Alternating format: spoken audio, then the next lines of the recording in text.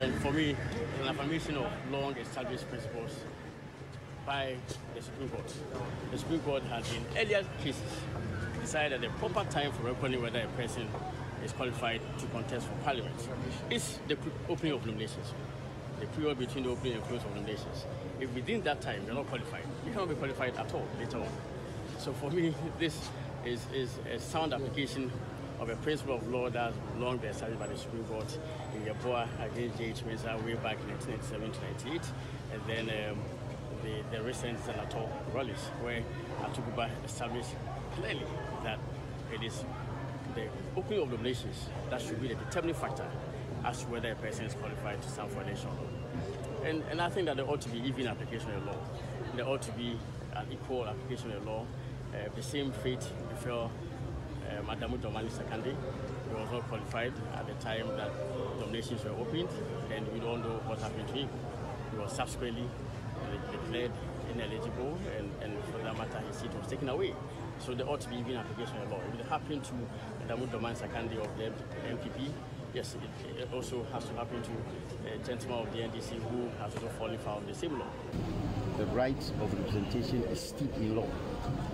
You can't have an illegible person running around as a member of parliament for a constituency when he is not. It obviously leads to a mutilation of the sovereign will of the people of Assembly. They are better off now without someone who is parading as a member of parliament whilst he is not, whilst we await the decision of this court. The mere fact that they don't have to quote a member of parliament at this time does not, in any event, strip them of what they are entitled to as citizens of this country. I think that it is a sad day for all of us. That if what it means is that a Senate is also not going to have representation in Parliament for as long as this case lasts. That is a sad situation. Because there are presidents in this country.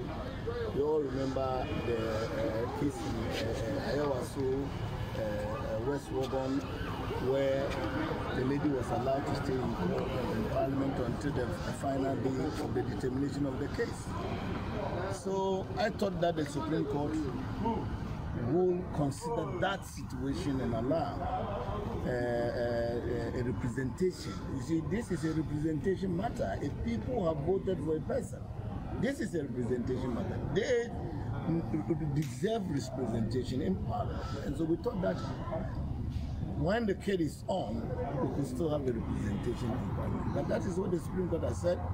The legal team will meet, of course, and also officially